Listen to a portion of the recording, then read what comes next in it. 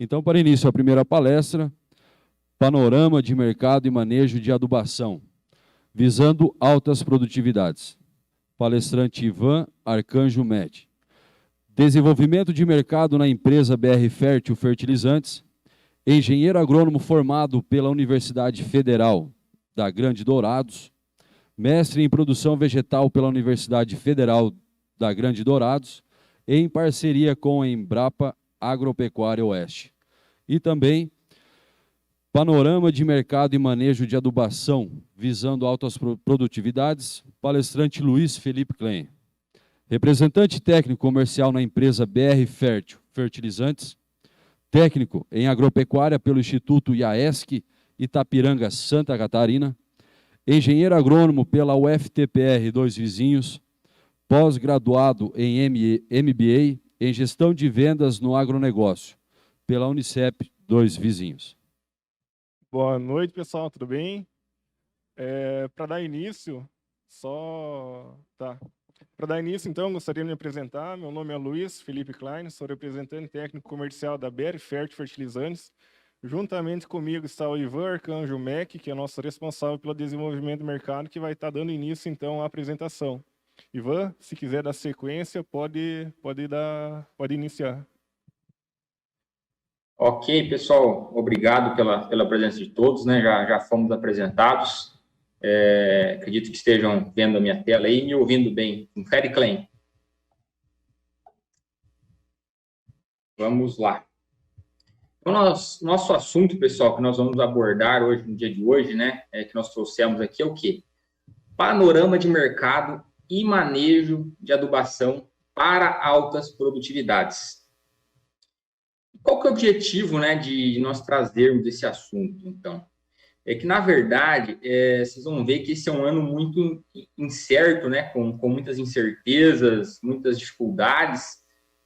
O Klein vai falar ao final um pouco aí do panorama, do cenário atual do mercado de insumos hoje, né, no Brasil, muitos vindo de importação, né, então nós somos muito dependentes do mercado de fora, de fatores que acontecem lá fora. Então, haja visto um cenário difícil que nós temos no panorama, né, de produtos, de fertilizantes, então nós trazemos esse assunto que é o manejo eficiente da adubação, né, um manejo para altas produtividades. Por que isso? Porque nós não só temos que otimizar, né, nossa adubação, nós temos que adubar de uma maneira eficiente, mas também nós temos que utilizar o que nós temos no solo, né, nós temos que aproveitar o nosso estoque, né, que é um grande estoque aí de solos bem manejados. Então, podemos lá dar início. Então, eu inicio com esse gráfico aqui, né? Por que eu trago esse gráfico? Porque nesse gráfico, nós conseguimos ver alguns dados, né? Primeiro, então, a gente vê que o crescimento da produção, né, ano a ano aqui no Brasil, elas têm uma tendência aí de crescimento exponencial, ok? Então, nossa produção aumenta. Só que se a gente olhar para a área aumentada, né, que é o gráfico em verde ali, nós vemos que ela aumenta, mas ela não acompanha, né, o gráfico de produção. O que significa? Significa que nós estamos aumentando a nossa produtividade. Como que nós conseguimos isso? Com tecnologias e, claro, com o manejo, né, um aumento do manejo de adubação. Então, alguns dados que a gente retira desse gráfico. Primeiro deles, o manejo do solo é um dos principais fatores que afetam a nossa produtividade, tá? Isso é um dado muito importante. E quando eu me refiro a manejo, eu estou dizendo manejo tanto químico, quanto físico, como também biológico. Então, são 3 pilares muito importantes, pessoal. Hoje, na nossa palestra, nós vamos focar aí no manejo químico, tá? Que seria o nosso manejo de adubação. Outra informação, né, muito importante, isso é óbvio, né? O que é? Quanto mais eu quero produzir, maior é minha adubação, ou seja, pois não? Mais adubo eu vou utilizar. Só que a informação importante, né, a boa notícia é que quanto mais o meu solo ele é manejado, ou seja, quanto mais fértil é o meu solo, menor vai ser minha adubação, porque eu aproveito o estoque do meu solo.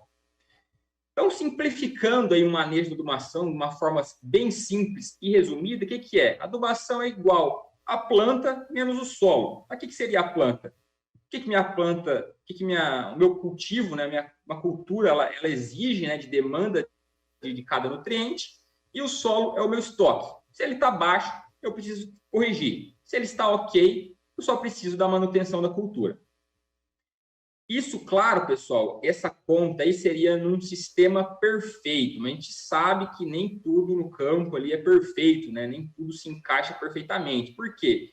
Existem as perdas, né? Por isso que existe um fator de correção, que seria um fator F, tá? Que contabiliza essas perdas. Então, as 3 principais perdas de nutrientes que existem outras também, mas as 3 principais são quais? A lixiviação, a fixação e a volatilização. São as 3 principais perdas de nutrientes que existem aí no manejo de adubação.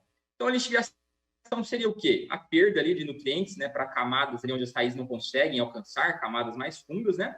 Ocorre principalmente com ânions, tá? São nutrientes aí com cargas negativas. Então, nós temos nessa ordem aí, ó, cloro, tá?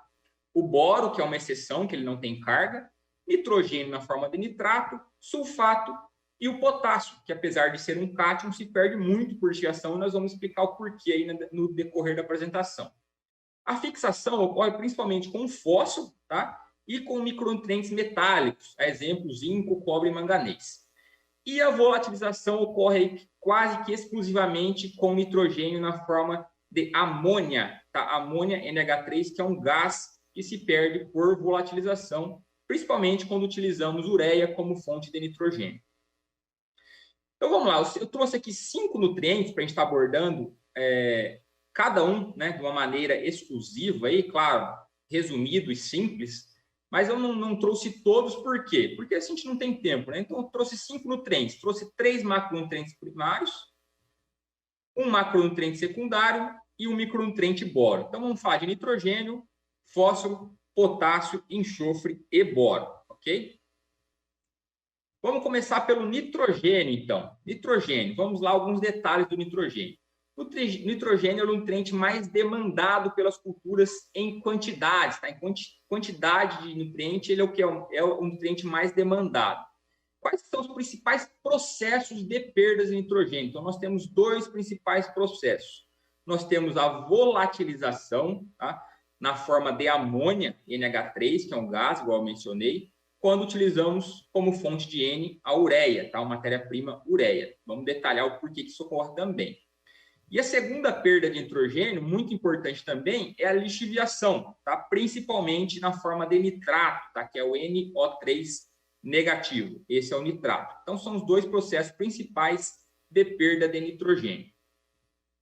Então, como que a gente melhora a eficiência, né, da minha adubação? Melhora a eficiência no aproveitamento desse nutriente. Vamos explicar como a gente faz isso. Então, vamos trazer como exemplo aqui, né? Eu trouxe a cultura do milho, tá? Para a gente detalhar esse manejo. A gente poderia extrapolar isso para uma outra cultura, né, que exige muito nitrogênio, né, um trigo, por exemplo, enfim.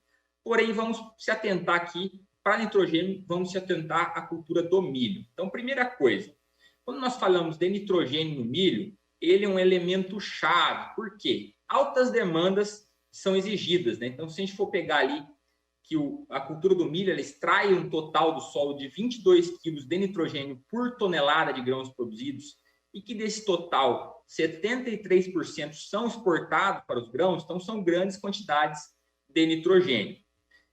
Alguns estudos, né, eles já apontam aí que o nitrogênio é o segundo fator de importância na produtividade do milho, ele só perde para o clima. Então, 26% da produtividade do milho, quem é responsável é o nitrogênio. Então, nós temos que manejar ele de uma maneira muito assertiva. Como que nós fazemos isso? Então, primeiro, pensando em doses, tá? Quando a gente fala em dose de nitrogênio, a gente separa em milho safra e milho segunda safra, né? Que seria um milho safrinha ali. Essa é uma conta aí bem resumida, claro, existe toda uma conta por trás que a gente faz, mas é uma conta que funciona muito bem. O que é isso? Para um milho safra, a gente poderia estar aplicando aí de 1 a 1,2 quilos de nitrogênio por saco de milho que eu quero produzir. E para o milho segunda safra, o milho safrinha, que é um milho aí de um potencial produtivo menor, que a gente parte do pressuposto que ele é cultivado pós-soja, então a soja já deixa quantidades de N no sistema, a gente consideraria aí 0,5 a 0,8 quilos de N por saco de milho que eu quero produzir, tá? São doses de N assertivas. Como que eu faço o manejo, então, desse meu N, né? Muito importante isso aqui, ó. Aplicar parte do nitrogênio na base, né? Na linha de semeadura, né? Claro, a quantidade vai depender aí de qual é o meu tipo de milho, né? Minha cultivar, minha janela de produção, se é milho safra, se é milho safrinha. Mas, pelo menos na base, a gente tem que estar aplicando ali 35 a 45 quilos por hectare de nitrogênio, tá? É o que a gente chama de starter fertilizer, tá? Então, a gente aproxima esse nutriente da raiz, a gente favorece o desenvolvimento inicial de estândio. E depois a gente faz as complementações nitrogenadas em cobertura, tá? E quando que a gente faz essa cobertura de N? Então, a gente faz, para o milho safra, a gente poderia fazer até 2 coberturas. Uma ali em V3, V4 e outra em V6, V8, né? V7 ali.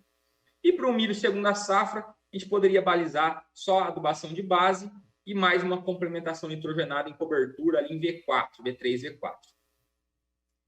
Detalhe muito importante que a gente tem que considerar é a condição climática que eu estou aplicando o meu nitrogênio em superfície, principalmente quando eu utilizo ureia, tá? A gente vai mostrar o porquê para evitar perdas, a gente tem que manejar de uma maneira muito assertiva. Então, aqui nós temos aí uma dinâmica resumida, tá? Do que acontece com o nitrogênio no solo. Então, vamos lá, né? Para ficar mais claro, então, vamos se atentar às cores. Então, tudo que está em verde é bom, tá? São processos que estamos adicionando ao solo ou a planta está absorvendo, ok? Então, a gente vê ali que a gente pode adicionar nitrogênio, seja na fixação biológica, né, na mineralização da matéria orgânica, e ali vamos se atentar, né, à adubação, né, adubação mineral. Trouxe como exemplo ali matéria-prima ureia, né, porque é a fonte de nitrogênio mais utilizada tanto no Brasil como no mundo. E a gente vê que as plantas conseguem absorver ali nitrogênio ou amoniacal, que é o NH4+, amônio, ou na forma de nitrato, que é o NO3-. São as duas formas de nitrogênio que a raiz consegue beber, tá? É simples. Duas formas de N são essas as que as plantas conseguem absorver. E tudo que está em vermelho, setas em vermelho, são processos ruins, são processos que levam às perdas. Então, quando a gente fala de nitrogênio, vocês podem ver que existem aí diversos processos aí que vão levar às perdas, né? Então, é um nutriente muito dinâmico que realmente está sujeito a sofrer perda. Então, vamos começar pela principal perda ali, que é a volatilização, né? Quando a gente utiliza a ureia ali como fonte de N, por que isso acontece? Porque o nitrogênio da ureia, ele está numa forma que a gente chama de N amídico. É uma forma de N que a planta não consegue absorver. Então, quando a gente joga esse nitrogênio no solo, né, a gente aplica essa ureia em superfície, essa ureia ela precisa ser hidrolisada, ela precisa ser quebrada ali, para então formar as formas absorvíveis, né? Amônio e depois nitrato. Justamente dependendo da condição e principalmente da velocidade da degradação dessa ureia, ou seja, quanto mais rápido essa ureia é degradada, mais vai formar amônia, tá? Amônia que é um gás, NH3, que se perde muito por volatilização. Então, se a gente não manejar a ureia de uma forma correta, a gente pode perder até metade da concentração de nitrogênio que eu estou aplicando. A gente não quer isso, né? A gente quer otimizar, né, a minha adubação. Então, a gente vai mostrar como na sequência dos próximos slides. E depois a gente tem outros processos de perda, né? A gente tem a nitrificação, que leva à lixiviação, tem a desnitrificação. Mas vamos se atentar aqui à volatilização, que talvez seja a principal perda de N. Então, como eu melhorar a eficiência do aproveitamento do meu N? Primeiro, o manejo, né? Vamos supor que eu estou utilizando uma ureia branca, uma ureia sem proteção. Como que eu devo aplicar essa ureia? Sempre em solo seco, antecedendo a chuva, e não o contrário. Por que isso? É muito comum, pessoal, né? Antes a gente costumava aplicar ureia depois da chuva, né? Por quê? Porque a gente aplicava ela no solo úmido, a gente via aquela ureia degradando, aquela ureia ali dissolvendo, a gente achava que está perdendo menos, mas na verdade é o contrário, a gente está perdendo muito mais quando a gente faz esse tipo de manejo, e a ciência já provou isso. Vou mostrar como. Por quê? Quando eu aplico no solo úmido, né, depois da chuva, a atividade da enzima urease, que é a enzima que degrada a ureia, ela é muito mais intensa. Quanto mais intensa a atividade da enzima, mais rápido é o processo de quebra da ureia. Quanto mais rápido é o processo de quebra da ureia, vai haver um aumento brusco de pH ao redor do grânulo, né? E vai acontecer isso aqui, ó. É química, tá? Não vamos detalhar muito, mas, por exemplo, no solo seco, né, a enzima ela está mais lenta, a intensidade dela, então ela degrada a ureia de uma forma mais lenta. Então, o processo ele acaba no amônio, tá? Vai formar amônio, que é o que a gente quer, tá? A partir do momento que eu aplico no solo úmido, vai degradar muito mais rápido a minha ureia, vai formar, o pH vai aumentar muito em volta do grânulo, vai formar OH- e vai me deslocar a minha reação para a direita. Então, ao invés de formar amônio, NH4+, que é o que a gente quer, vai formar amônia, NH3. Isso que se perde. Então, esse é o grande problema da ureia. Então, como que a gente seria o cenário ideal de aplicar ureia, né? Seria o quê? Aplicar em solo seco, de preferência e com previsão de chuvas para os próximos dias. Só que a gente sabe também que a dinâmica do campo não é tão fácil assim, né? Às vezes o tempo é ajustado, o operacional é ajustado, às vezes choveu e a gente tem que aplicar, é o tempo que a gente tem que aplicar. Às vezes a gente aplicou e demorou a chover, né? Tinha previsão e não deu certo a previsão e vai estar sujeito às perdas. Então, para isso que existem tecnologias, né? Que tecnologias são essas? São fontes de nitrogênio em substituição à ureia, ou seja, melhora o aproveitamento do N. Um exemplo é o quê? Ureia protegida, né? Ureia protegida é o quê? Quando se utiliza um polímero de revestimento na ureia branca, a gente protege contra perdas. Existem no mercado aí bons polímeros com altas tecnologias, ok?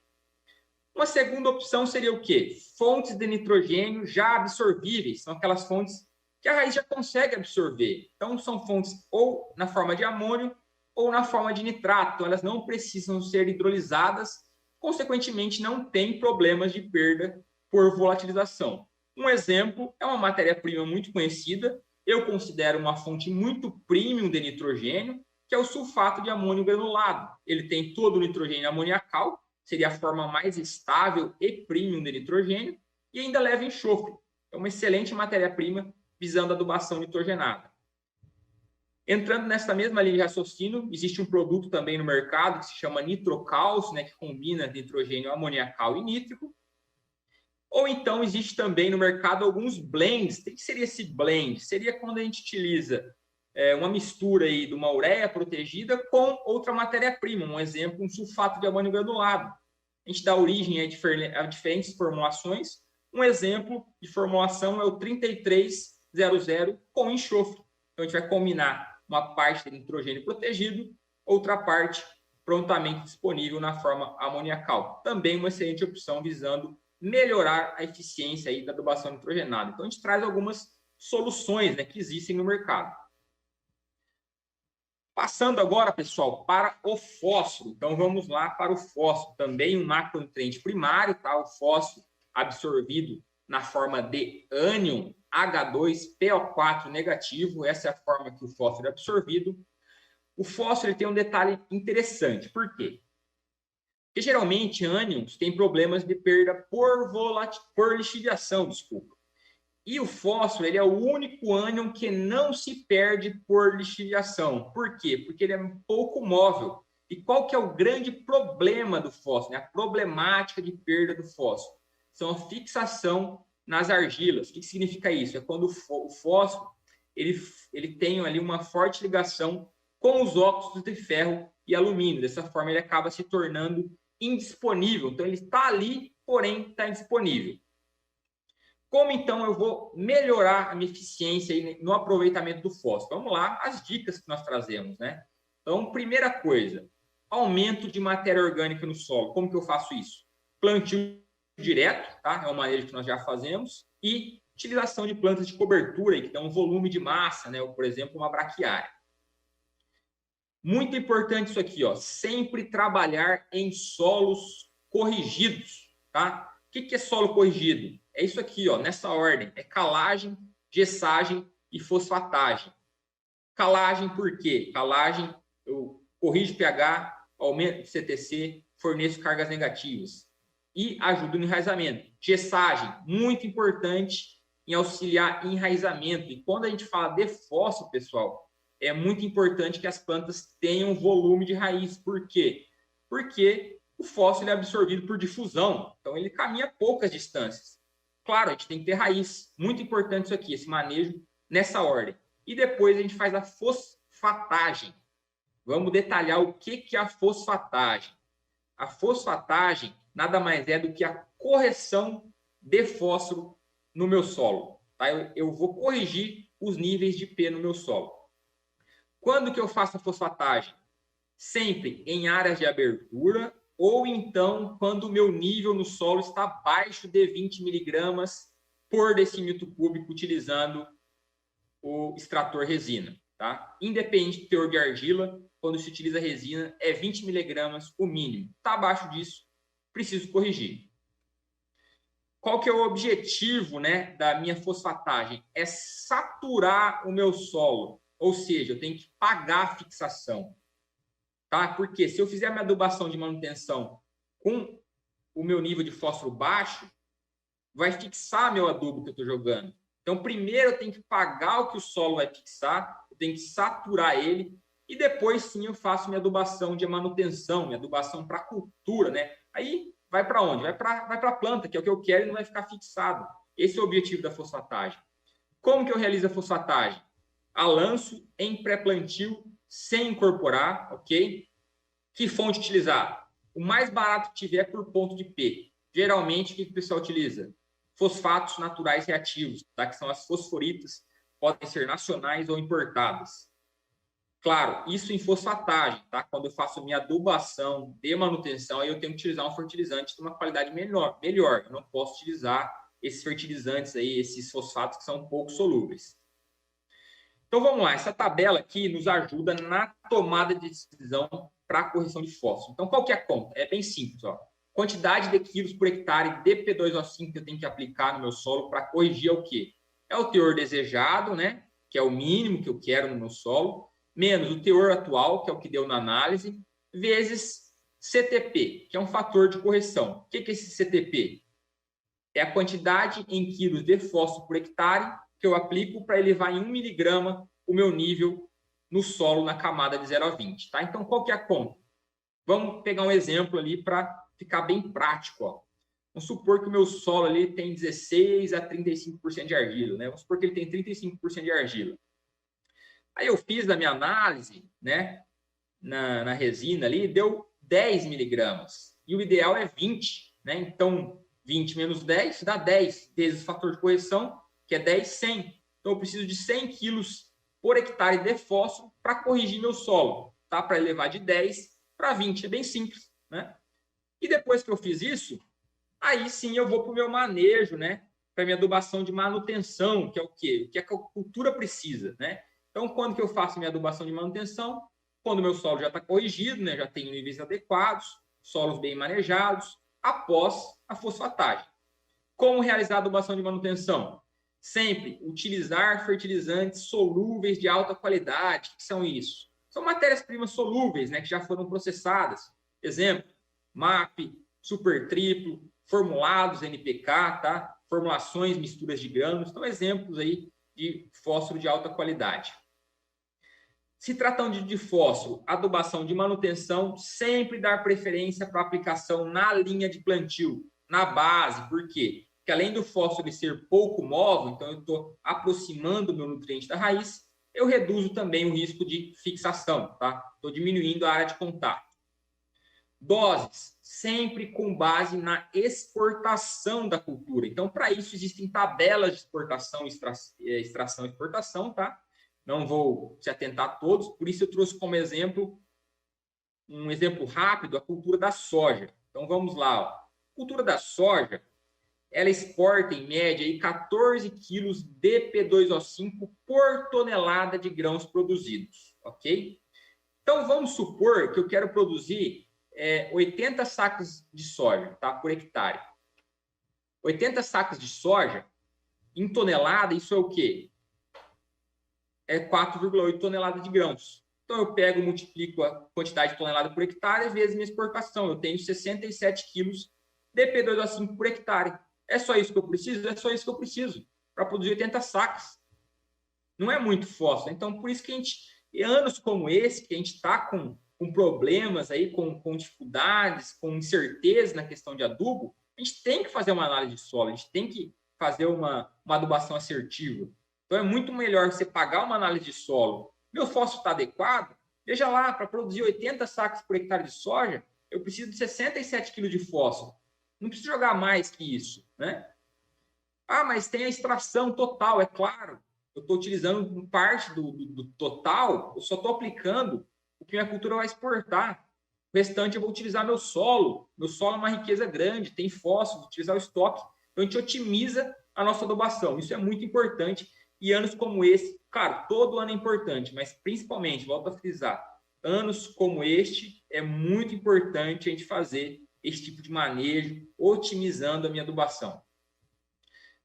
Vamos passar para o potássio agora, pessoal. Vamos lá, o potássio, né? Potássio, vamos lá, os detalhes do potássio. O potássio, ele é absorvido na forma de cátion, K+.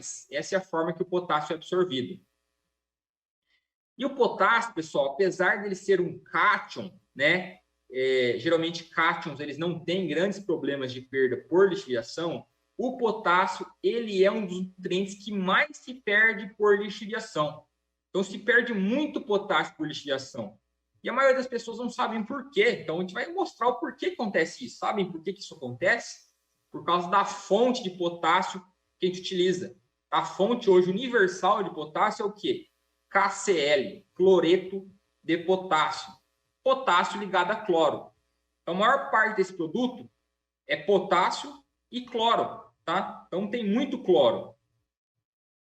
E, detalhe importante, nada no solo se perde sozinho, tá? Cada elemento procura um carregador e, geralmente, cargas positivas procuram cargas negativas. Então, se perdem junto.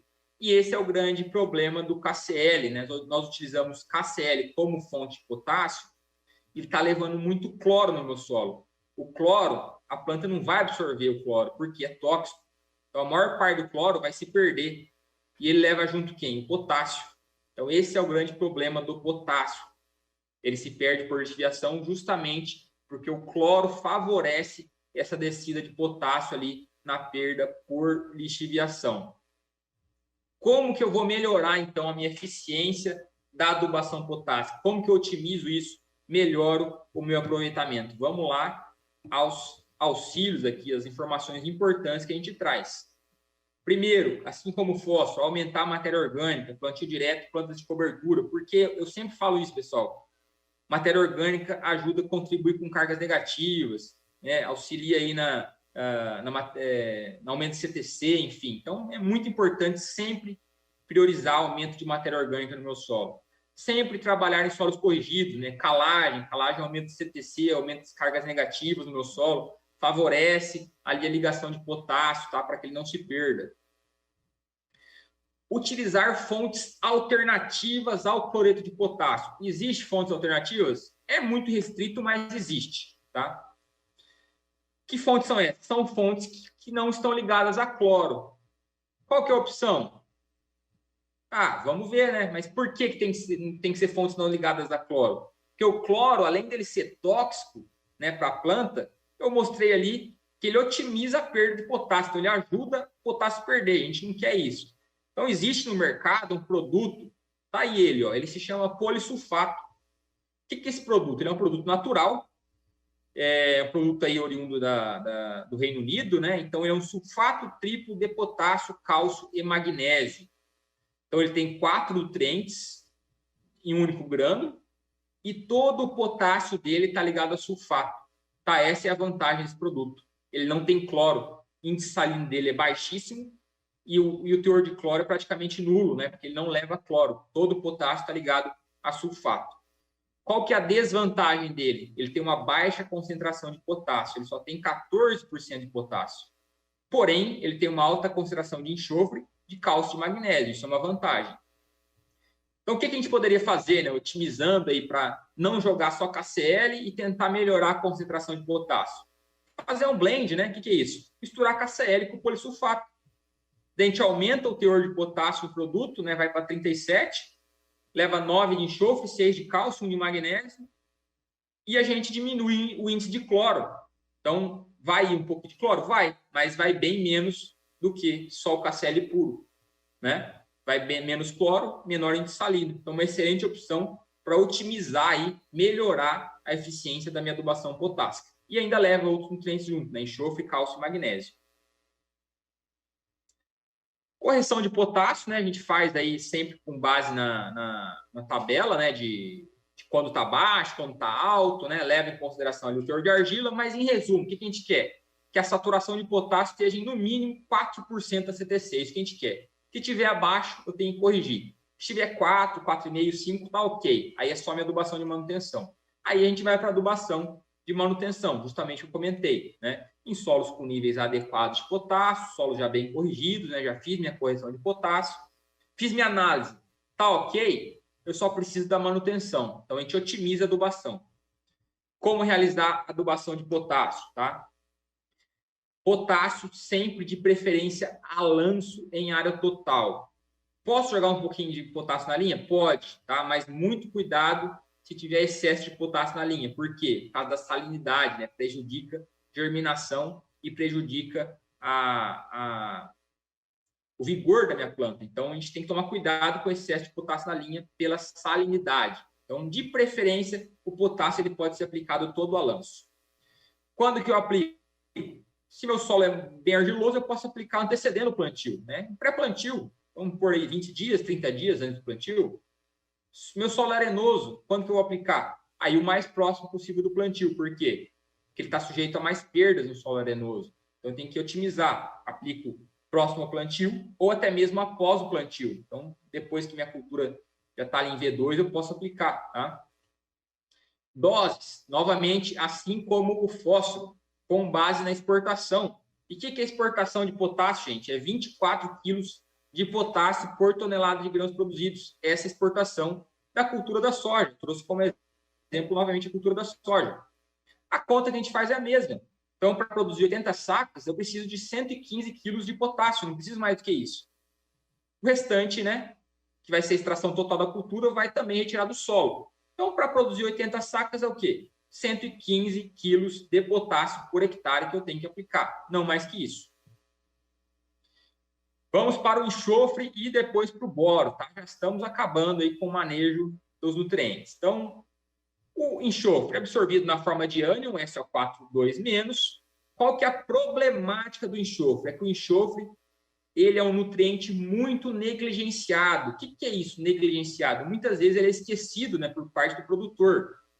Então, a gente às vezes pensa ali nitrogênio, fósforo e potássio e acaba esquecendo, né, do enxofre. O enxofre ele é muito importante. Se a gente for pensar que as nossas principais culturas, ó, o nosso principal sistema de cultivo, que é a soja, milho, ele é um sistema que reduz os meus teores de enxofre no solo, tá? Então, se a gente for pegar só a soja, ela extrai um total de 15,4 kg de enxofre por tonelada de grãos produzidos e que ela exporta para os grãos 5,4, são grandes quantidades de enxofre que estão indo embora. Então, eu tenho que repor. Qual que é a solução? Primeiro, gesso agrícola. O gesso agrícola tem enxofre? Tem enxofre. Só que o gesso agrícola, o detalhe dele é que ele é um condicionador de subsuperfície. O que é isso, Ivan? Isso quer dizer que a maior parte do que eu aplico via gesso agrícola, ele desce no perfil do solo. Então, 70% do que eu apliquei via gesso agrícola, ele desce. Então, quando que é importante o gesso agrícola? Quando eu tenho alumínio tóxico no perfil do solo, tá? Eu quero insolubilizar alumínio. Aí sim, o gesso agrícola é muito importante.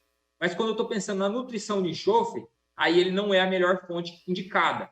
Existem outras fontes. Por exemplo, sempre dar preferência para fertilizantes ou matérias-primas que já contenham o S na formulação. Exemplo, os NPS, NPKS, sulfato de amônio, né, que eu mostrei lá no nitrogênio, o polissulfato, que é a matéria-prima que eu mostrei ali no potássio, uma excelente opção aí para também nutrição com enxofre. E existe no mercado esse produto aqui, que é um produto visando exclusivamente a nutrição de enxofre. O que é esse produto? Ele é um enxofre de bentonita pastilhado. Ele tem 90% de S. Produto ideal para manutenção e também correção de enxofre. Tá? Um produto comum no mercado, vocês encontram facilmente no mercado. Detalhe, ele tem algumas características nutricionais muito interessantes, né? Por quê? Porque ele é encapsulado por argila, então ele tem liberação gradativa. Então, o aproveitamento dele é muito bom, né? Ele se perde pouco por lixiviação. Então, excelente opção visando aí a nutrição de enxofre. E para finalizar, pessoal, o último nutriente que a gente trouxe é o boro.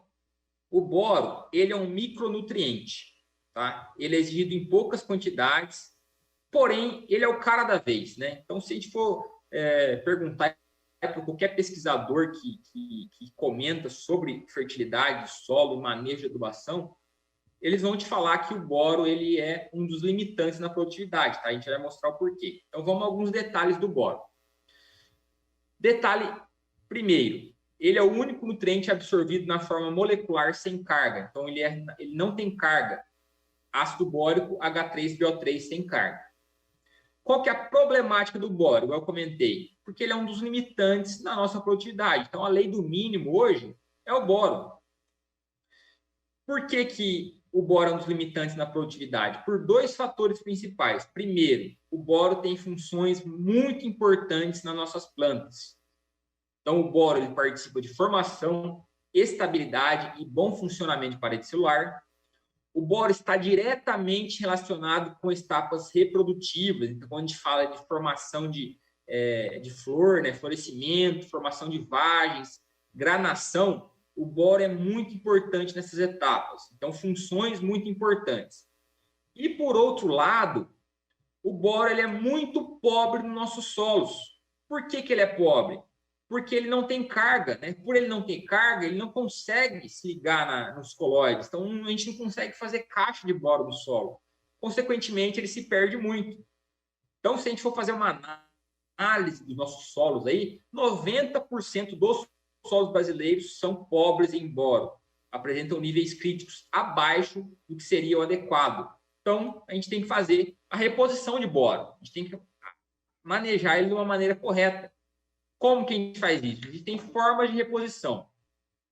Existe, por exemplo, a forma líquida e a forma sólida, né? A forma sólida, que está à direita, poderia ser o quê? Junto com outros nutrientes, né? Numa adubação ali de base, ou então utilizando fontes aí exclusivamente visando a nutrição do boro. E a forma líquida, a gente poderia dividir em dois ali, né? Existe a forma líquida visando acertar o solo, né, que seria a dessecação, junto com os herbicidas ali antes do plantio, e visando acertar a folha, né, que seria a aplicação de boro foliar. Essas duas apresentam algumas desvantagens. Vou mostrar por que essas desvantagens. Primeiro, vamos pensar no manejo de boro via folha. Tá? Quais são as desvantagens do manejo de boro via folha? A principal delas, que o boro ele é imóvel no floema da maioria das nossas culturas. Então, culturas como soja, milho, algodão, trigo, o boro ele não se movimenta, né, para regiões de crescimento. Então, onde a gente aplicou ele na folha, é ali que ele vai ficar. Ele só consegue se movimentar pela raiz, né, quando ele é absorvido via solo, pela raiz e pelo xilema. Aí sim ele consegue se movimentar. Agora, pelo floema, ele não consegue. Então, o que acontece? Vamos trazer um exemplo aqui, ó. Supor que eu apliquei, né? Eu tenho uma planta ali deficiente em boro, eu apliquei meu boro na folha, né? Um exemplo, a cultura da soja ali. Só que 3 dias depois, a planta emite um trifólio, mais 3 dias ela emite outro. E aquele boro que eu apliquei na folha velha, ele não consegue se movimentar para a folha nova. Então, eu tenho que fazer outra aplicação. Então, a cada trifólio eu vou ter que estar fazendo a aplicação para mim ter resultado. Então, é muito difícil a gente conseguir uma eficiência no manejo de boro via folha. E já o manejo de boro na dessecação, que seria ali antes do plantio, utilizando ali um octaborato ou um ácido bórico junto com herbicida, ele é um manejo bom, ele é prático, porém o quê? Ele tem baixa eficiência. Por que baixa eficiência? Porque se perde muito. A gente já está aplicando algo líquido no solo, então vai perder demais. Então, quando a minha planta precisar, não vai mais ter boro no meu solo. Então, conclusão que a gente chega, que pensando no boro, qual que é a forma mais indicada de fazer a minha adubação, nutrição, tá? É utilizando uma forma sólida, né? uma fonte granulada, sendo aplicada no solo. É a melhor eficiência para esse micronutriente, o boro. Quando a gente fala de micronutriente, a gente associa muito a foliar, ok? Adubação foliar. E, claro, outros micronutrientes metálicos, por exemplo, zinco, manganês, cobre, às vezes muitas vezes até melhor a gente fazer via folha. Tem uma eficiência até melhor. Agora, o boro, exclusivamente, tem que fazer ele via solo. Tem que utilizar uma fonte sólida. Então, existem aí no mercado, né, algumas fontes. As duas principais minerais, os dois principais minerais que contêm boro e são utilizados pela indústria de fertilizantes são esses dois aqui, ó. À esquerda, a gente tem a rocha que se chama Tincal ou Borax, tá? É o nome da rocha. É a rocha que vai dar origem ao produto que se chama tetraborato de sódio pentahidratado. Nome comercial do produto, Granubor. E à direita ali a gente tem a rocha que se chama ulexita. Ulexitas são rochas que vão dar origem aí às ulexitas calcinadas ou ulexitas granuladas. E existem diferença entre as fontes? Claro, existe. Tá? Por exemplo, origem, né? O bórax, Califórnia, o ulexita, América do Sul. Diferença de solubilidade, talvez essa seja a principal diferença. O bórax, ele tem característica de ser 100% solúvel, ou seja, ele é todo biodisponível. E a ulexita tem uma solubilidade parcial, uma solubilidade limitada. O bórax é mais concentrado, a ulexita é menos concentrada. Processo, um passa por refinamento, outro não, enfim. São algumas características. Agora, cabe a cada produtor, né, fazer conta por pontos de nutrientes que está sendo entregue e o qual se adapta melhor ao seu manejo, tá? O bórax, ele tende a ser uma fonte mais premium pela questão da solubilidade e por ser um borato refinado, tá? Mas são duas boas fontes de boro. Então, pessoal, aqui eu finalizo a minha parte. A gente falou bastante de manejo eficiente, né? Tentando otimizar cada nutriente. Então, falamos um pouquinho de nitrogênio, fósforo, potássio, enxofre e boro. Agora, o Klein vai dar sequência aí para falar um pouquinho do cenário, né? Do que está acontecendo aí com os fertilizantes, questão de sanções, próprias guerras. Klein, se puder dar continuidade aí. Só um segundo. Ivan, show de bola. Obrigado pela participação, obrigado pela ajuda. Vamos dar sequência aqui agora, falando a respeito do panorama de mercado, da mesma forma que o Ivan apresentou de uma forma detalhada e simplificada para ser de fácil absorção. Inicio aqui no momento falando e mostrando alguns dados em relação à exportação de determinados países para o Brasil por conta do consumo que temos. O Brasil, hoje, ele é totalmente dependente de fertilizantes provindos externamente, e aqui tem alguns dados. Um exemplo é os próprios nitrogenados. 95% de todo o produto nitrogenado, sulfato de amônio, nitrato de cálcio, vamos pensar assim, e ureia, é provindo do mercado externo. Vamos usar como exemplo aqui Rússia, China e países do Oriente Médio. Sabemos algumas notícias que existem alguns outros países também fornecedores nitrogenados, porém não possuem tanta participação, o que a gente vai estar vendo mais para frente. Em relação a fosfatados, a demanda, a necessidade do fosfatado do mercado externo é um pouquinho menor, somente 75%, porque aqui no Brasil temos algumas jazidas de fósforo, no caso, que a gente então consegue estar aproveitando. Existem algumas empresas realmente que fazem esse trabalho e esse fornecimento para o mercado brasileiro. Porém, ainda assim, precisamos importar, no caso, matérias-primas provindas do exterior. Um exemplo é Marrocos, China, Rússia e Arábia Saudita. E falando do potássio, que hoje vocês devem estar acompanhando e tudo mais as notícias, a gente está com um mercado bastante delicado. Um dos exemplos, né, dos países que existem sanções que a gente vai estar falando para frente é a própria Bielorrússia. E o Brasil, ele é muito dependente. Temos jazidas no Brasil? Temos. Uma delas é lá no Sergipe, que consegue fazer... Só um pouquinho, Ivan, só retorna um pouquinho. Isso. Um exemplo é lá em Sergipe, no caso, que a gente está conseguindo atender demanda interna, porém temos jazidas também, um exemplo na Amazônia. Desde 2014 é estudado a questão de estar se aproveitando esse cloreto de potássio provindo da Amazônia, porém não sabemos com total certeza ainda se ele é um cloreto de potássio com alta qualidade, como alguns países acabam entregando alguns KCLs, no caso, com qualidade um pouco inferior, solubilidade menor, dureza de grânulos menor também. Mas também, desde 2014 para cá, não é só questão ambiental que vem barrando, pensando no Brasil, porque sabemos que a Amazônia é praticamente intocável, certo? É também a questão dos próprios índios, FUNAI, índios e tudo mais, é todo um estudo por trás disso, no caso, que tem que ser feito e que não está sendo liberado.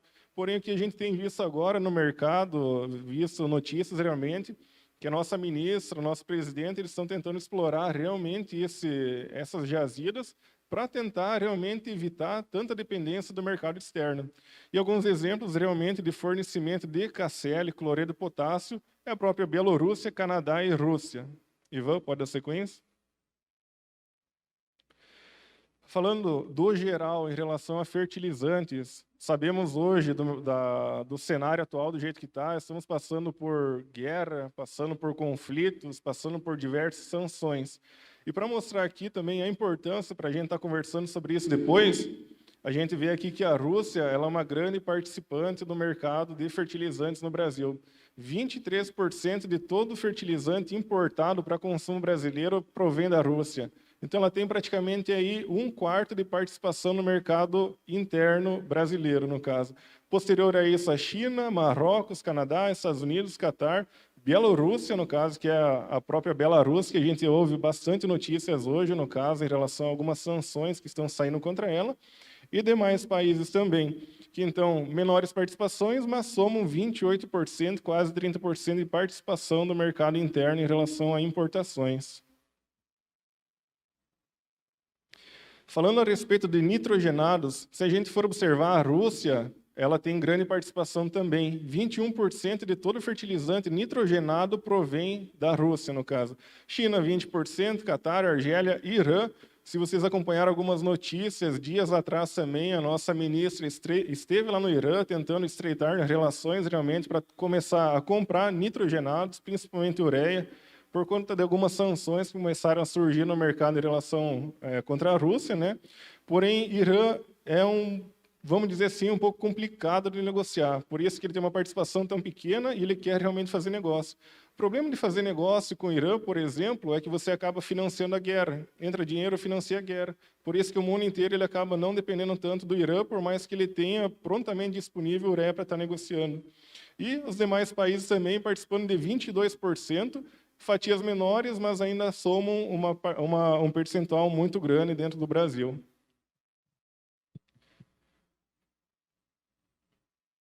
Falando a respeito de fosfatados, a gente sabe, a gente falou antes que a dependência é um pouco menor, mas ainda assim a gente possui dependência externa, no caso.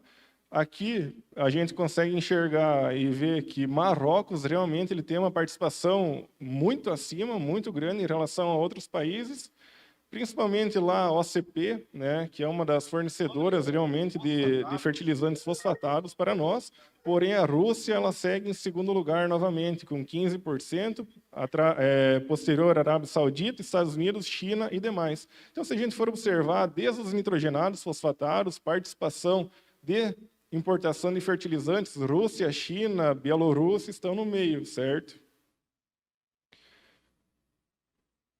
Em relação a fertilizantes potássicos, não encontrei um gráfico assim para a gente estar falando sobre ele, mas assim, Rússia, Bielorrússia, ele tem grande participação que eu vou estar comentando aqui para frente no momento. Porém, vamos falar um pouquinho a respeito do histórico de preços altíssimos que a gente vem passando, vamos pensar, desde agosto, setembro do ano passado. A gente já vinha vindo com um aumento de preços por conta de pandemia, por conta de frete marítimo, por conta de relação do grão, realmente, grão soja, milho, pensando em exportação. Porém, vamos pensar num cenário mais recente. Falando um pouquinho da China, em setembro de 2021, ela anunciou no mercado, por conta principalmente dos Jogos Olímpicos que iam ter lá de inverno, que ela ia restringir energia. A China hoje, 65% do consumo de energia dela lá é provinda de carvão vegetal ainda, então eles anunciaram em algumas províncias de que iam reduzir o consumo de carbono, a emissão de carbono na atmosfera, no caso. Então, eles se comprometeram até 2030 a reduzir parcialmente e até 2060 a zerar. Porém, do ano passado para cá, de setembro para cá, só aumentaram. Então, o que acontece? Todo o consumo dentro da faixa vermelha de energia, eles estão encerrando. Eles não estão fabricando, não estão produzindo, não estão carregando, não estão fazendo nada. Então, por isso, começou a elevar um pouco os preços, porque não conseguem trabalhar, vamos dizer assim, as 24 horas por dia, trabalham 20 horas, 19 horas, porém a demanda existe no caso e a oferta acaba sendo um pouco reduzida por conta disso. Falando um pouquinho de algumas restrições que surgiram agora, essa semana, segunda, terça-feira mais ou menos, agora março, em relação à restrição de exportação de nitrogenados. China hoje é um grande exportador, no caso, de ureia e também de sulfato de amônio. Ela, para balizar preço, subir preço, comprando soja nosso caro, no caso, ela falou assim, não vou mais exportar, a princípio até maio. No caso, não só nitrogenados, mas também fosfatados. Então, ela está segurando, está sentada em cima do preço, por mais que ela tenha oferta, tenha demanda e tudo mais, ela tem oferta aguardando, sentando em cima. A gente teve uma reunião hoje, inclusive, e uma das ideias que foi repassada para nós é que ela está tentando utilizar para atender o mercado interno, porque ela ia estar rasgando de ganhar dinheiro nesse momento, mas quer sentar em cima do preço, ou atender o mercado interno, ou vender futuramente. Em relação à Bielorrússia, vinha vindo algumas sanções no ano passado já, desde novembro, dezembro, outubro, alguns barulhos já. A Bielorrússia, Belarus, no caso, é um caso, vamos dizer assim, um pouco extremista. O presidente da Bielorrússia ele é um presidente ditador. A gente sabe como funciona uma presidência ditadora. É ele que manda e é Deus no céu e ele na terra, no caso, né, que a gente fala. O que acontece? Para começar, falando o nosso linguajar, ele deu uma cabaçada de pau, deu uma surra num cara lá um cara conhecido, muito conhecido lá no país, e a gota d'água para derramar o copo d'água, no caso, foi quando ele derrubou o avião do jornalista. O que aconteceu? O mundo inteiro, a economia, todo mundo se voltou contra eles. Ninguém mais queria apoiar ele como sendo um bandido, digamos assim. O que acontece em novembro e dezembro do ano de 2021? Estados Unidos não ia passar dólar mais para eles, então assim, nós não conseguimos mais fazer pagamento, vamos usar um exemplo, a própria BCP, que é a Bielorrússia, uma empresa de fornecimento de KCl, cloreto de potássio. Não conseguíamos mais passar reais para Estados Unidos, passar dólar para lá, para fazer a conversão. Porque os Estados Unidos falou, eu não vou mais apoiar esse bandido, eu não quero. União Europeia, no início, ela estava passando o euro, que quando a gente não pôde mais pagar dólar, tivemos que começar a pagar em euro, mas elas também falaram, a partir desse momento a gente também não passa mais. Então, por mais que eles tenham um produto para estar entregando, eles não conseguem receber dinheiro. Como que eles vão estar entregando? Vão estar fazendo a venda, no caso, e fornecimento do cloreto de potássio. E, em dezembro, falando, 8 de dezembro de 2021, foi realizada uma sanção da própria Lituânia contra a Bielorrússia. Bielorrússia ela não tem porto, é a Lituânia que tem. Então, para carregar, teria que passar por dentro do país chamado Lituânia para chegar no porto, para daí viajar o navio. A Lituânia falou, por aqui também não passa, não vou apoiar bandido nenhum. Então, assim, cloreto de potássio, 20% de todo o cloreto de potássio consumido dentro do Brasil provém da Bielorrússia. Então, é uma participação ainda assim muito grande, certo? Em relação à Índia, falando do preço de ureia, quem aí lembra, novembro, dezembro, janeiro, o preço de ureia explodiu, chegou a casa aí de $1.010 na pedra, no caso, né? Por que aconteceu isso? Índia entrou no mercado comprando, com licitação de compra de em torno de 1.200.000 toneladas de ureia e de DAP, no caso. Pensando em nitrogenado também e fosfatado, tá? A Índia é o governo indiano que entra comprando, por isso que eles entram rasgando com volume gigantesco. E eles conseguem barganha, no caso. Quando vinha algum navio aqui para o Brasil, no caso, sabendo que tinha ureia, eles preferiam pagar $50 a $100 a mais na tonelada para mandar lá para eles, porque eles precisam, eles têm um consumo muito grande realmente de ureia. E por isso que os preços explodiram. Porém, do mesmo ponto depois, a Índia entrou novamente com uma licitação de compra. Ela comprou inicialmente, entrou com uma licitação de compra de 1.200.000, fechou 1.600.000. Então, fábricas estavam tomadas até fevereiro, por isso que preços altistas. Porém, da mesma forma, entre janeiro, mais ou menos, a gente viu que a ureia começou a despencar, chegou a cair 40% do preço. Sempre soubemos que a ureia é muito volátil, o preço dela, do dia para a noite ela sobe, ela desce. Porém, o que aconteceu? A Índia entrou novamente com uma licitação de compra de 1.200.000 toneladas. Fábricas começaram a se comprometer. Porém, ela falou, não quero fazer 1.200.000 agora, vou fazer só 600. E aí, o que aconteceu? Tinha muita oferta e a demanda já não era mais conforme eles haviam dito. E aí, isso fez com que o mercado trouxesse o preço da ureia para baixo, que veio acontecendo e repercutiu aqui no Brasil e produtores também. A gente tinha aí a ureia a R$300, R$330, vamos pensar na ponta, e chegou novamente a 280, 240, 220, certo? Falando agora um pouquinho da Rússia, São várias notícias que a gente vê diariamente, né? Muitas fake news, inclusive, que a gente tem visto. Porém, eu quero tentar trazer aqui os principais pontos que a gente tem, vamos dizer assim, a visão ainda bastante curta, mas os principais pontos que a gente tem grande certeza. Começando por dezembro de 2021. Dezembro, mais ou menos, começa o inverno, no caso, na Europa. A Rússia, ela é uma grande detentora de gás natural. Então, o gás natural você usa juntamente com o petróleo para formular nitrogenados, principalmente ureia. Porém, como começou o inverno lá, eles preferem usar o gás natural para esquentar a população. O governo, ao invés de fazer ureia, esquenta o povo por meio de calefação. Então, o preço de gás natural explodiu, praticamente triplicou de valor.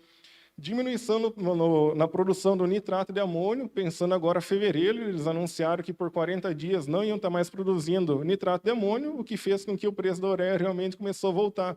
Teve aquela queda de 40%, mais ou menos, mas começou a subir novamente, 50, 60, 20, 30 dólares, variando do dia realmente, né? E agora, como todo mundo sabe, os conflitos que a gente está passando, no caso, né, com a guerra lá entre Rússia e própria Ucrânia, com algumas sanções econômicas e logísticas, que eu vou estar falando agora para frente. Ivan? Falando de uma síntese, pensando assim no que mais tem acontecido, as principais notícias, as principais sanções, o que tem realmente acontecido, e num panorama geral de mercado, pensando assim em fertilizantes, 85% do volume consumido no Brasil de fertilizantes ele é importado, fazendo então uma média ponderada em relação ao que a gente viu antes, na projeção 2022. Os motivos reais dos preços no momento serem altistas, um deles, frete marítimo. Frete marítimo encareceu para caramba. Hoje o nosso presidente, seu Luiz, ele falou que antigamente ele pagava 17 dólares a tonelada de frete e hoje já está ultrapassando 100 dólares. Porque causou um desbalanço realmente de navios, vamos pensar assim, a primeira economia que voltou a andar novamente com vacinas por conta da pandemia foi a própria China. Quando a China retornou, ela trouxe todos os navios para lá. E o que acontece? Causa um desbalanço no mundo inteiro, porque existe um número X de navios, e se ela levou lá, acaba desbalançando e causando filas também em alguns outros portos, certo? Além disso, a gente sabe daquele canal de Suez, que ficou mais de 30 dias parado, aquele navio, né, acabou ficando lá parado naquele canal, que é realmente um atalho por conta do frete marítimo, para não precisar dar toda uma volta, e acabou que houve filas depois, porque começou todo mundo a chegar ao mesmo tempo, alguns navios começaram a passar, outros não, outros demoraram, e acabou que o frete marítimo ele encareceu para caramba. A gente chama fila no porto de Dermuge, no caso. O que era cobrado 2.500 dólares dia, hoje está passando a 15, 17 mil. Não é à toa que não só os fertilizantes subiram, como também os próprios defensivos. Pensar no frete marítimo em relação ao container. Container, a China levou tudo para lá quando voltou a economia. E quando veio para cá, causou um desbalanço muito grande. Não é à toa que defensivos, inertes e tudo mais também. O preço subiu, está faltando um ingrediente ativo, no caso também, e os próprios inertes para estar sendo realizada a formulação. Além disso, o petróleo agora, principalmente com a guerra que a gente está convivendo, está vivenciando, o petróleo está na sua máxima histórica desde 2014. Como eu comentei, ele é a matéria-prima para estar formulando nitrogenados, por exemplo, a própria ureia. Além do gás natural, o próprio petróleo. Ele chegou à máxima de passar 110 dólares o barril, coisa que a gente não via desde 2014, que só média em 52 semanas era em torno de 60, 70, 80 dólares, mais ou menos. Falando da China, já comentei, né, das sanções que ela colocou, que ela falou que ela não quer realmente mais exportar nada, a princípio até maio, ela quer segurar realmente para agregar valor, abastecer mercado interno, alguma coisa nesse sentido. Se ela entrar até maio, novamente, exportando fertilizantes nitrogenados, por exemplo, a ureia, a gente não vai ter problema com isso. Conflito entre Rússia e Ucrânia, vou falar um pouquinho mais detalhado para frente. E as sanções na Bielorrússia eu já acabei comentando, né? Então, esses realmente são os principais motivos altistas que existem no mundo em relação a fertilizantes. Se a China conseguir voltar a exportar novamente até maio, não causa desbalanço, porque o que acontece? A nossa ministra ela acabou falando que nós temos fertilizantes dentro de casa no Brasil para suprir até outubro. Só que, porém, até já foi feito cartas e tudo mais para ela corrigir, porque não tem. A gente consegue atender até no máximo 2 meses, 60 dias a 90 dias no máximo, por conta do que a gente tem, nem contando tanto com o que está para vir, vamos dizer assim, fazendo uma média ponderada, porque ainda pode acontecer muitas coisas, que eu vou estar comentando até para frente. Rússia, ela está com uma restrição de exportação de nitrogenados por conta do inverno, por conta do gás natural. A Rússia, ela tem um apetite gigantesco, ela quer muito fazer negócio. Porém, as sanções econômicas, sanções de logísticas, no caso, estão impedindo. A gente sabe que os Estados Unidos não apoia a guerra, ele não está passando o dólar mais para lá, para estar realizando o pagamento para a Rússia. E, além disso, pela União Europeia, você não consegue passar dólar mais, porque a maior parte dos bancos foram tirados, no caso, aquele sistema SWIFT, que é, vamos dizer assim, um conjunto para você estar fazendo negócio. Porém, além disso, existem alguns bancos menores que, vamos dizer assim, tinham pouca participação no mercado antigamente, igual a gente conhece alguns bancos aqui no Brasil, sabe quais que são os principais, sabe quais que são aqueles que têm pouca participação. Porém, como que vai se confiar? Lá está essa questão também, como que vai se confiar num banco que nunca trabalhou, num banco pequeno, digamos assim, né, que nunca teve um nome, e ainda mais envolvendo bastante dinheiro, passar uma demanda muito grande por dinheiro lá dentro. Eles estão com essa incógnita muito grande. Falando aqui da Rússia, ela possui 16% de participação na exportação de fertilizantes no mundo, no caso, então é uma grande participação. Sabemos que se não ser resolvido, no caso, essa guerra, logo, vamos pensar aí em 20, 30 dias, pelo volume ser muito grande realmente de participação dela no mercado em relação à exportação, vai faltar fertilizante de maneira geral. Hoje ela é o segundo maior exportador em relação a nitrogenados e terceiro em fósforo e potássio. Na Bielorrússia, já comentei, certo, das sanções econômicas, das sanções logísticas que tem e tudo mais lá, que não consegue ser realizado o pagamento para então estar conseguindo vir cloreto de potássio para cá. Porém, a principal questão hoje que está se discutindo, que tem se debatido bastante, é a questão logística. Existem trens parados entre Bielorrússia e Lituânia com cloreto de potássio que não consegue atravessar, não consegue vir. E 20% do cloreto de potássio consumido no Brasil vem de lá.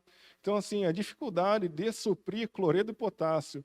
Até o Ivan ele colocou algumas alternativas, por exemplo, o próprio polissulfato, ele possui uma concentração menor, porém ainda se consegue fazer uma suplementação de potássio, é existente, e válida principalmente, porque cloreto de potássio realmente vai causar um desbalanço. Sabemos que no ano passado já existia uma questão assim de talvez faltar cloreto de potássio. Algumas misturas realmente foram realizadas em algumas empresas com alguns tipos de NPK. Um exemplo, 10-26-26, porque daí se usa a base de potássio 10-26-26 para daí formular um 8-20-15, por exemplo, para não precisar colocar cloreto de potássio e conseguir se entregar ele como elemento simples somente.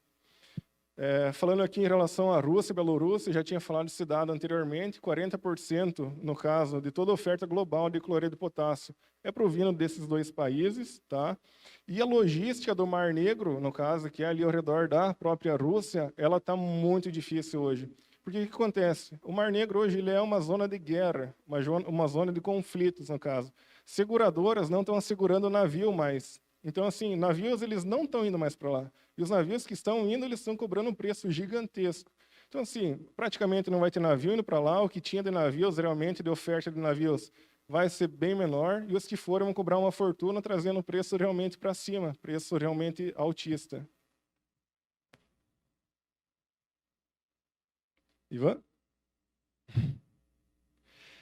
Em relação a algumas tendências que a gente vai enxergar agora no decorrer do ano de 2022. Falei de todo o cenário, basicamente resumido, de forma mastigada. Existem muito mais coisas realmente que impactam, que pontuam, porém, de maneira resumida, o que mais tem realmente causado preços altíssimos, tem causado realmente diminuição de oferta. Porém, aqui a gente vai trazer algumas tendências realmente que existem para dentro do ano de 2022 para a gente se preparar, para a gente estar preparado para tomar uma posição, e inclusive também para aproveitar o que o Ivan discutiu anteriormente, aproveitar o manejo de fertilidade, manejo de adubação e principalmente o solo que a gente já tem, explorar, tentar melhorar e tudo mais. Em relação a algumas tendências, a gente vê alta nas cotações em relação a preços durante todo o ano de 2022, caso não haja solução para o conflito Rússia e Ucrânia, no caso. Se em 20 dias, vamos jogar assim, 20, 25, 30 dias no máximo, não ser resolvido esse conflito, vai faltar fertilizante de maneira geral, preços vão ser superiores, vai explodir preço realmente, e não sabemos mais se a relação soja-fertilizante fica de acordo. Uma relação saudável, a gente sabe que é em torno de 1, 1,2 sacos de soja no máximo para um saco de fertilizante, certo? Em relação ao risco de fornecimento de oferta mundial, realmente ela já era limitada. O consumo brasileiro é em torno de 41, 42 milhões de toneladas, tá? Consumo brasileiro. Porém, sabemos que o produtor tem investido mais, estava colhendo mais também, então ele estava com intenção realmente de aumentar fertilizante na base, aumentar fertilizante, no caso, em cobertura, um exemplo ureia, um exemplo cloreto em cobertura. Porém, sabemos também que teve aumento de áreas no Brasil, no caso, para explorar a agricultura. A gente tem novas fronteiras agrícolas, vamos pensar, por exemplo, Roraima, Pará, aquelas regiões, então está tendo aumento de área. E sabemos que a oferta ela é limitada. Sabemos que o mundo, vamos pensar assim, no contexto geral, todos os países, todas as minas que podem oferecer fertilizante, ela tem um número X. E tem que espalhar para todos esses países, e realmente eles não conseguem atender. Então, se causar um desbalanço mesmo durante esses 20, 30 dias, no caso, que ainda está por vir, hoje ainda a gente consegue ver, já consegue ver essa imagem de realmente faltar, vai faltar fertilizante de maneira geral. Porém, em contrapartida, como eu comentei antes, o mercado de nitrogenados, se a China acabar retornando até maio, nós estamos dentro, temos ureia pelo menos, e ela também é uma grande fornecedora de sulfato de amônio. Então, assim, pode ser que nitrogenados a gente ainda tenha uma solução. O Brasil busca algumas fontes alternativas, como eu comentei antes, ela já tem uma mina em Sergipe, no caso, tem outra mina dentro da Amazônia mesmo, porém ninguém sabe, e num curto prazo não consegue ser atendido de maneira alguma, pensando no ano 2022 até 2025, 2026, não se consegue explorar, porque pelas notícias que a gente acompanha e tudo mais, as minas possuem uma profundidade, a jazida muito grande, então vai ter um custo muito caro realmente para estar sendo extraída. O custo, no caso, para a implementação de uma mina, de uma fábrica, alguma coisa assim, para estar extraindo esse cloreto de potássio é muito grande. Não sabemos se o governo realmente ele vai estar fornecendo dinheiro, no caso, financiar alguma empresa, alguma instituição, alguma coisa nesse sentido, por meio do BNDES, alguma coisa assim, para realmente estar sendo explorado. Já sabemos que desde o ano passado estão buscando elaborar o Plano Nacional de Fertilizantes, certo? Novembro era para ter saído, prorrogaram para dezembro, até nesse momento ainda não foi definido nada. Porém, estão batendo, colocando até como a Tereza Cristina, inclusive, ela fala que é uma meta, é uma coisa muito importante, algo que precisa ser visto o quanto antes, essa própria exploração. Porém, sabemos que não conseguimos atender da mesma forma todo o mercado interno, no caso. Somos, ainda assim, dependentes, certo? Em relação a próprios agricultores, falando da nossa classe e tudo mais, eles terão realmente maior custo de produção, dependendo da duração do conflito, como eu comentei anteriormente, não sabemos ainda, não temos visão, ninguém tem, nem os próprios presidentes lá, né, o Putin e o Zelensky, têm noção de quando que vai acabar a guerra, porque ninguém entra em acordo nenhum, ninguém vai ceder e tudo mais. Em relação a trocas de fertilizantes, estava ficando bom. Em janeiro começou a baixar realmente fertilizantes, porque tinha algumas fábricas tomadas para entrega de alguns fosfatados, alguma coisa nesse sentido, ureia principalmente. E o que aconteceu? Agora, por conta disso, começou a voltar para cima, começou a ficar realmente fora. Não temos contratos futuros, no caso, agricultor com soja, vamos pensar R$ 210, para ficar uma relação novamente boa, em torno de 1 a 1,2 sacos de soja. Pensar hoje num 2,2018, que é um fertilizante base, hoje, no dólar de hoje, no preço de hoje, e à vista, em torno de R$ 242 na ponta para o agricultor. Contando com frete, no caso, para a região, né? E também contando com a margem do próprio canal. Então, acaba ficando realmente fora, porque não tem contrato futuro. Só se tiver realmente soja guardada em casa que queira fazer a própria compra. Porém, existe tendência, não vamos se aterrorizar, pelo menos, no momento, porque, assim, existe realmente tendência os grãos subirem. A gente já viu que trigo realmente explodiu no mercado, porque o que acontece? A Rússia ela é uma gigante fornecedora, exportadora de trigo no mercado. E ela não consegue fazer negócio. Então, assim, trigo que vai ser exportado vai subir preço, milho também, próprio soja da mesma forma. A Rússia ela não exporta soja, porém ela exporta óleo de girassol. E como não vai ter óleo de girassol no mundo, óleo de soja vai tomar espaço no mercado e preços vão subir. Então, não é hora realmente da gente se apavorar, é hora da gente se acalmar, é hora da gente realmente explorar da melhor maneira possível nossas áreas, nossos solos, e pela visão que temos no momento, realmente, são preços altistas. A tendência é de alta e tendência realmente de faltar. Porém, a gente não sabe ainda dizer ao certo e com total certeza, porque ainda tem muita coisa envolvida, principalmente com a guerra. Mas que vai faltar realmente fertilizante, a tendência é 99% de certeza realmente. Ivan, acho que seria isso mesmo, pessoal. Se alguém tem alguma dúvida, alguma questão, sim?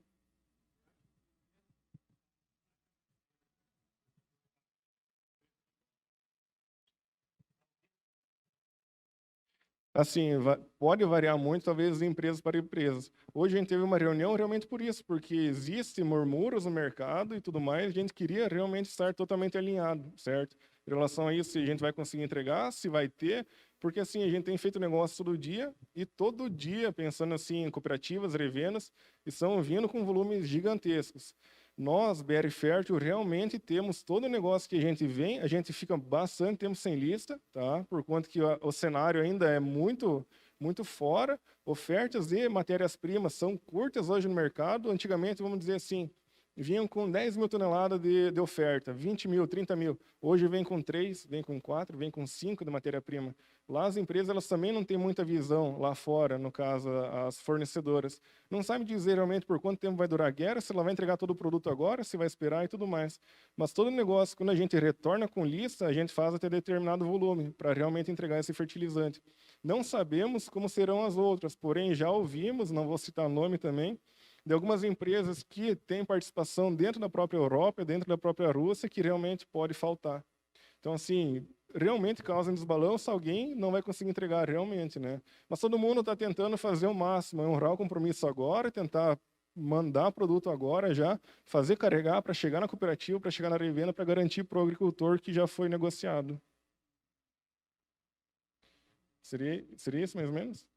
Alguém mais alguma dúvida? Só um minutinho, só para... Boa noite. A minha pergunta é a seguinte, quando a gente está vendo aí a questão de necessidade, falta de insumos e escassez, e também a gente vê que também, claro, a guerra tem isso, né, mas a gente vê muita questão de especulação. Mas eu vejo assim, como engenheiro agrônomo, eu vejo que isso é uma oportunidade também. Que eu entendo e tenho visto isso e comento, que o adubo principal é um insumo importantíssimo, sem ele não produzimos bem, assim como outros insumos, mas eu vejo que a gente tem esbanjado muito ele, né? E eu vejo que um uso mais racional dele Perfeito. poderíamos amenizar. Eu considero assim, eu vejo muitas propriedades, muitas lavouras assim com um desperdício desse insumo tão importante. Talvez essa situação aí leve a explorar outras assim técnicas e oportunidades para usar melhor esse recurso que nós temos aí. Porque quando ele é demasiadamente é fácil e a gente consegue com preço razoável, a gente acaba não dando valor. não dando tanto valor, Perfeito. né? E eu vejo que nós temos muitas oportunidades para racionalizar o uso desses insumos, né? E principalmente o adubo que nós temos perdido muito aí em termos de solos e erosão e etc, né? Perfeito, e até a gente tem visto, tem acompanhado bastante, a própria Embrapa, ela tem lançado alguns programas agora, alguns movimentos, junto a algumas instituições, realmente para racionalizar e fazer o melhor aproveitamento realmente de fertilizantes. Sabemos que hoje não é tão simples de chegar, existe tendência de faltar e com preços absurdos, comparando ao que era antigamente, começa a ficar fora e tudo mais, e tem que ser aproveitado realmente o que se pode, certo? Você teria alguma pergunta em relação a isso? Complemento? Isso. Complementar isso, perfeito.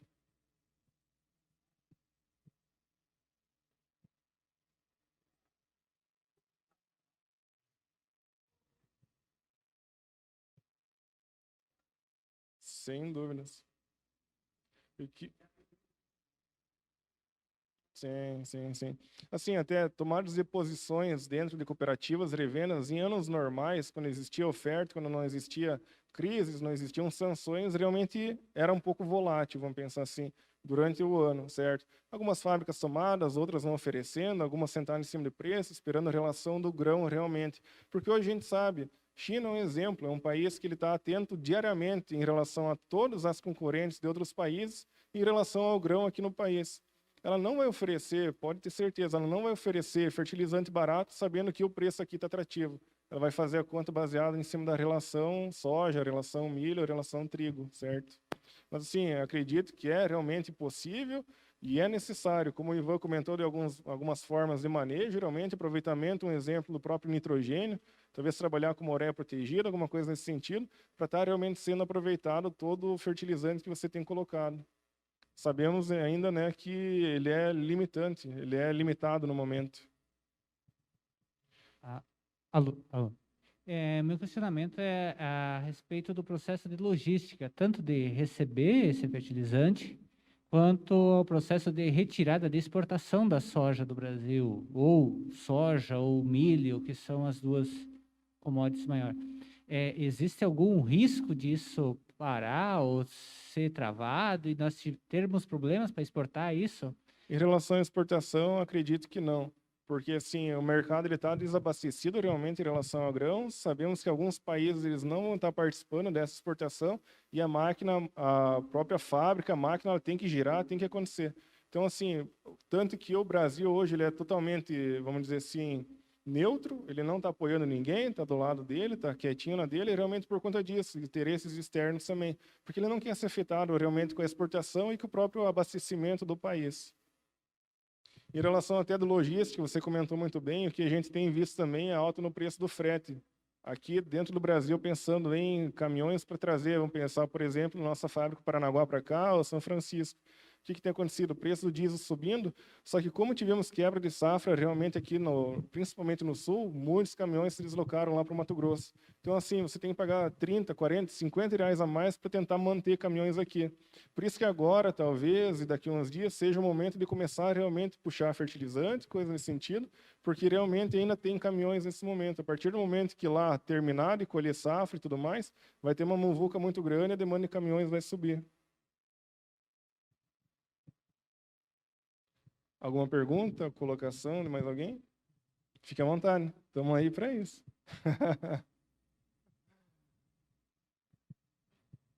Show de bola, pessoal. Muito obrigado.